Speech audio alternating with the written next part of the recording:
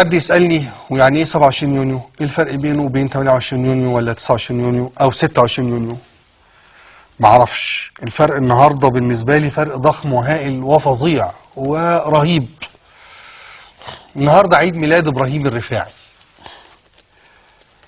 كويس، هتقول لي مين ابراهيم الرفاعي؟ هقول لك ابراهيم الرفاعي امير الشهداء. العميد ابراهيم الرفاعي امير الشهداء، واحد من اعظم واشرف وانبل المصريين اللي انجبوا على هذه الارض. القدوة والمثل والنموذج، البطل والمناضل. القيم والمعاني دي كلها طبعا في مصر انا اسف مضروبة بالجزمة. يعني لا احنا حابين ولا عارفين ابطالنا ولا بيهزوا قلبنا ولا بنعلق صورهم ولا حتى بنعرض صورهم ولا عارفين مين ابراهيم الرفاعي. ولو عملت استفتاء كده بين المصريين من ابراهيم الرفاعي نسبة مخجلة اللي هتبقى عارفه النسبة.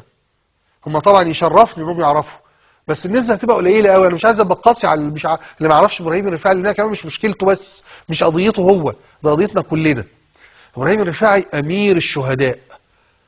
امير الرفاعي ابراهيم الرفاعي بعد 67 نكسة مدمرة هائلة. مصر في حالة من حالات الإهانة الحقيقية والانكسار الكبير، انتهى إلى أنه جيش مضعضع مهزوم وشعب محبط مكتئب. ونخرج ازاي من الأزمة دي واحنا بقينا أرض محتلة؟ الإسرائيليين احتلونا، الصهاينة احتلونا. نعمل ايه؟ في اللحظة دي كان لابد من حاجتين. الحاجة الأولانية انك تقول للجند المصري اللي واقف على خط النار ده انه مش مهزوم لانه مصري، لا، هو اتهزم لانه ما عندوش الامكانيات وما كانش فيه الخطة وما كانش فيه الحسبة وما كانش فيه الروح وما كانش فيه القيادة. وكان لازم تبث فيه شجاعة كبيرة وكمان تكسر حالة ان الاسرائيلي ده، الجند الاسرائيلي ده اللي ضربونا في 6 ايام. يعني عارفين طبعا حرب 67 بدأت بالضربة الجوية الاولى لاسرائيل. الضربة الجوية الاولى، الطلعة الجوية الاولى، بوم بوم بوم بوم، ضربوا كل مطاراتهم، مطاراتنا اسف، المطارات المصرية وكل طيارنا المصري. 90% من الطيران المصري راح. طبعا محدش عارف مين يعني صاحب الضربة الجوية الاولى في اسرائيل، انما يعني ماشي. المهم هزمنا وانكسرنا، وكان لابد من ان احنا نستعيد هذه الروح، ان احنا نقدر نهزم اسرائيل. نقدر نهزم اسرائيل ازاي؟ ان الاسرائيلي ده نقدر نهزمه ان احنا شجعان واقوياء.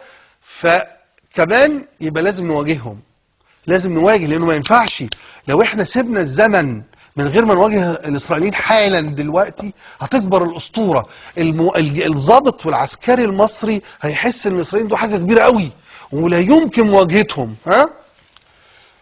فلازم الاول نواجه، ثم عشان نسترد الكرامه بتاعتنا ومعنوياتنا، وكمان الجندي المصري يسترد شجاعته ويعرف انه نقدر، نستطيع ان نفعلها، نستطيع ان نهزم اليهود، نهزم الاسرائيليين. فقال لك الامل، الشيء الوحيد اللي نقدر نعمله دلوقتي ان احنا نعمل عمليات خلف خطوط العدو. الاسرائيليين محتلين لغايه الضفه الشرقيه للقناه، وانت قاعد على الناحيه الثانيه من القناه بتشوف سيناء المحتله، وبيعملوا طبعا خط بارليف والدشم وملغمين قناه السويس. فالمطلوب انك تعمل عمليات استشهاديه او عمليات استطلاعيه او عمليات انتحاريه او غيره اي حاجه. ازاي؟ انك تعبر الميه دي وتخش على القوات الاسرائيليه اللي موجوده ومعسكره وتعمل عملياتك. فانت لو نفدت من الالغام ولو نفدت من النبالم اللي يولع نار فيك انت وانت بتعبر القناه، ولو نفدت من رشاشهم والقناصه بتاعتهم، مش هتنفد من الجيش بتاعهم اللي قاعد دشم وقاعد حراسات جه ابراهيم الرفاعي.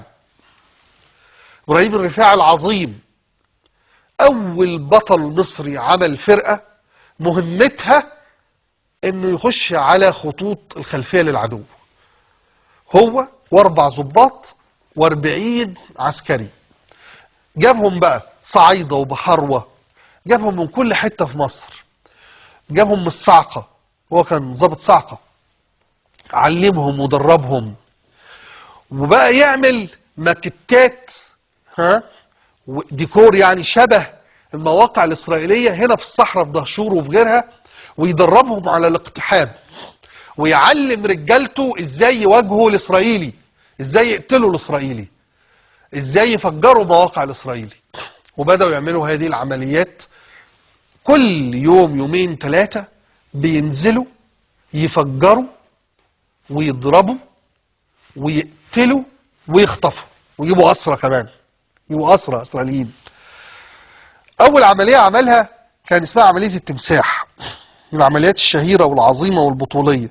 الحقيقة من أكثر العمليات اللي أنا شايفها عملية نادرة رائعة مشرقة رهيبة، إنه الإسرائيليين جابوا صواريخ جديدة وحطنها في مناطق في سيناء، والمصريين مش قادرين طبعا نطلع طيارات تقرب، طيارات استطلاع عشان هتتضرب، فمش عارفين ايه نوعية الصواريخ دي وايه مداها وايه قوتها.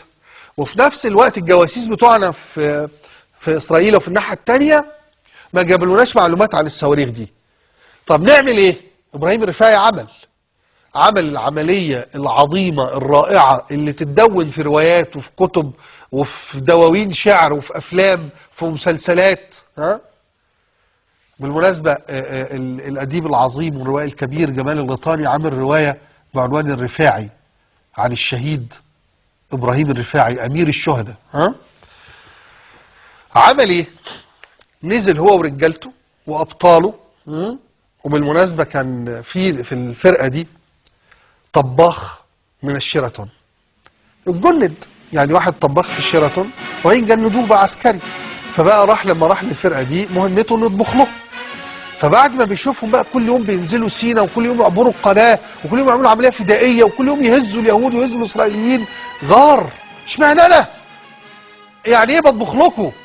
أنا مصري، أنا جندي، أنا لازم أشيل المدفع ولازم أعبر القناة ولازم أضرب الإسرائيلي ولازم أنفذ معاكم عمليات. الطباخ وعلم 4 عساكر الطبخ ونزل معاهم المعارك وبدأ ينزل معاهم ورا خطوط العدو، وكانوا مسمينه كده الاسم بتاعه الطباخ.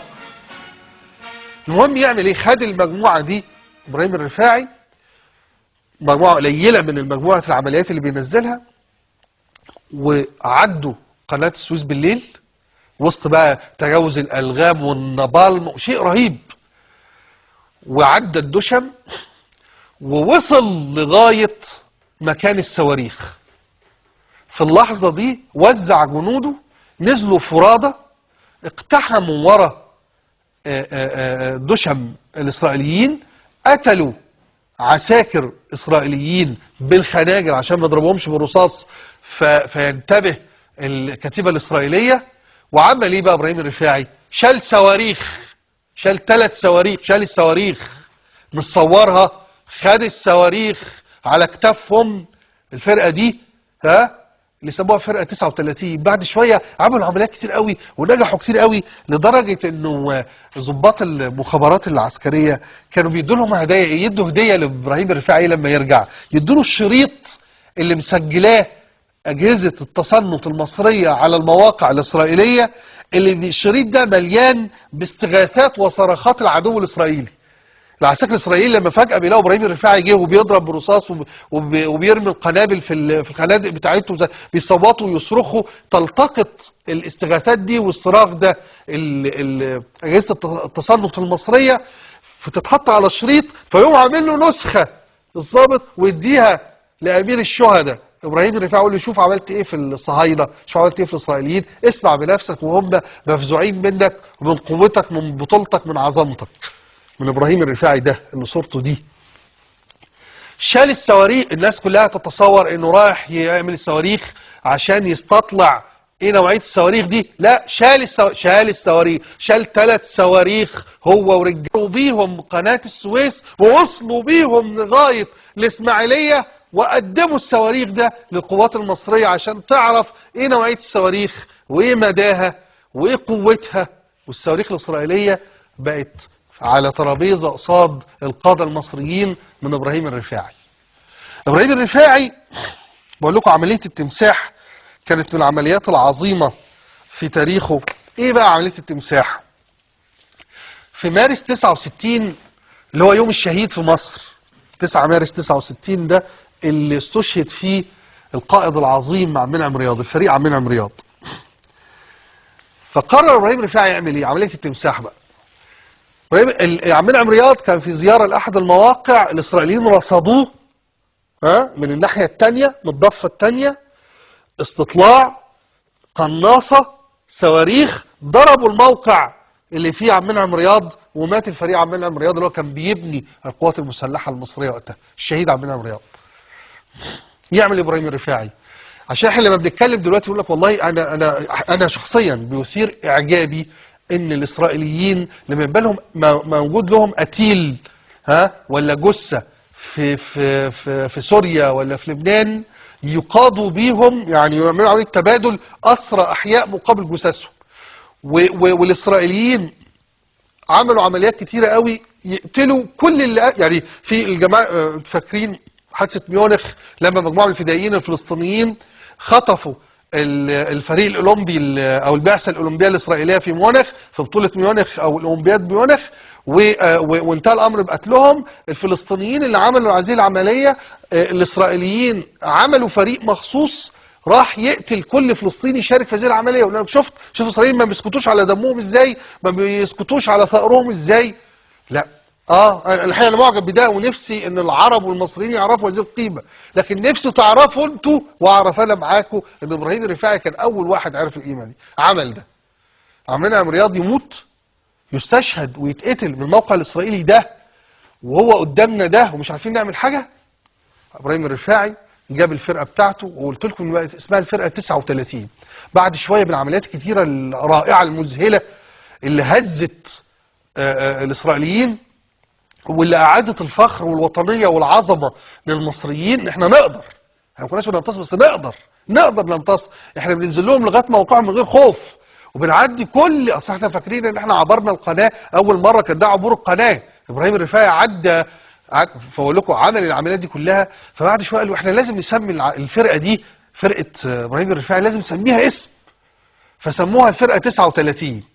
ليه 39؟ لأنهم كانوا عبروا ساعتها قناة السويس 39 مرة، رغم النبالم ورغم الألغام ورغم القوات الجوية ورغم القناصة الإسرائيلية ورغم المدفعية الإسرائيلية، عدوها 39 مرة ورجعوا.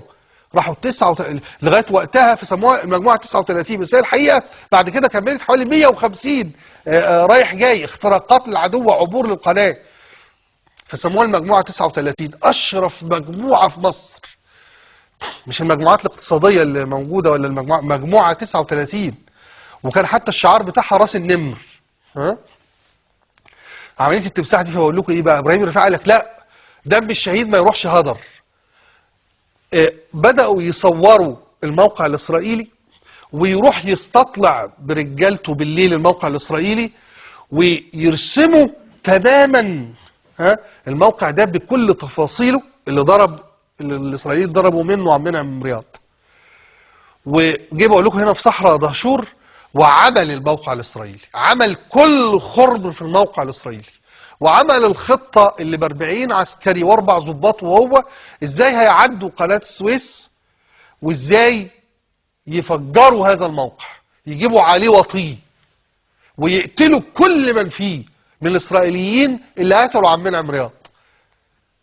وتم التدريب بهمة شديدة وبقوة وببسالة، وانطلق إبراهيم الرفاعي مع مجموعته، عبروا قناة السويس ليلا، وصلوا إلى الموقع الإسرائيلي ونفذوا الخطة بحذافيرها، ودمروا الموقع الإسرائيلي. عملية التمساح دي تدميرا كاملا، لدرجة أنه فجر مخازن اللي عندهم السلاح، لدرجة أنه قتل كل من فيه عن بكرة أبيه من الإسرائيليين ومن جنود الإسرائيليين. مسحوا من الأرض الموقع اللي قتل قائدنا عبد المنعم رياض. الشرف العظيم ده استمر لأمير الشهداء إبراهيم الرفاعي. وبالمناسبة هو كان أب وعنده طفلين وعنده أسرة، ومع ذلك كان واهب نفسه للوطن، كان واهب نفسه لمصر. ده مصر بجد بقى، ها، مش مصر الأغاني بقى، مش مصر اللي هو تشرب من نيلها والأغاني والطنطنة، مش مصر العقارات، ها، مش مصر البورصة، مش مصر للسياحة، مش مصر دي، لا، مصر الحقيقية. الشعب المصري نقول فيما نقول، إنما هو شعب إبراهيم الرفاعي، ويطلع إبراهيم الرفاعي ويطلع مليون إبراهيم الرفاعي، لكن في اللحظة الحق، في اللحظة الصادقة، في اللحظة الحاسمة، في اللحظة اللي يحس فيها بالكرامة وبالكبرياء، بالرغبة، بالحرية، بالقدرة على مواجهة الأعداء، بأنه يعرف حتى مين أعدائه يا أخي. يعني إبراهيم الرفاعي في 73 المشاهد العظيمة اللي عملها، بينها مثلا مساهمته في، انتوا عارفين طبعا عشان جنودنا يعبروا في ال 73 كان لازم النابالم يتقفل، مواسير النابالم، لانها كانت هتطلع قناه السويس عباره عن جحيم من النار يحرق كل من يعبر.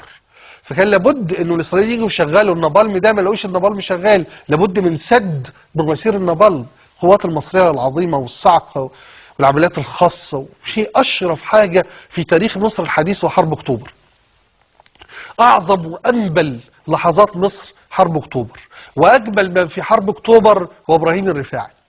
كتير أبطال، كتير شهداء، كتير عظام، لكن إبراهيم الرفاعي من قبل حرب أكتوبر وأثناء حرب أكتوبر شهيد الحي. في حرب أكتوبر حصل دفرسوار، حصل الثغرة، والإسرائيليين قرروا يخشوا على السويس وعلى الإسماعيلية، طريق مصر الإسماعيلية أو الإسماعيلية القاهرة، جايين القاهرة. ها؟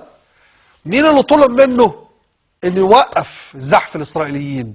مين اللي طلب منه انه ينهي اي محاولة من الاسرائيليين للدخول الاسماعيلية ومنها الى القاهرة؟ كان ابراهيم الرفاعي.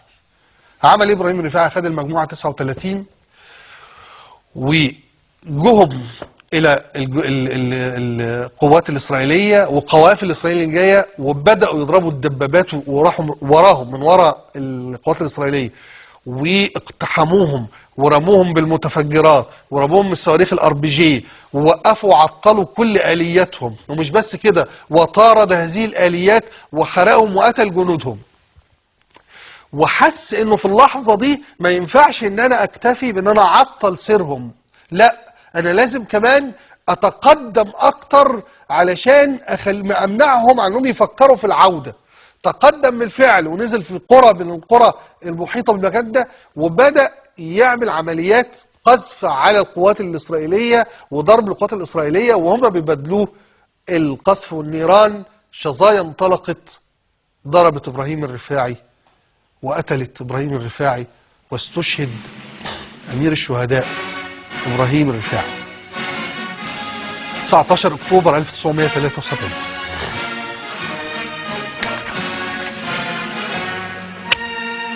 ادي إبراهيم الرفاعي وادي مصر الحقيقية. اقفوا كلكم، اقفوا حكاية إبراهيم الرفاعي.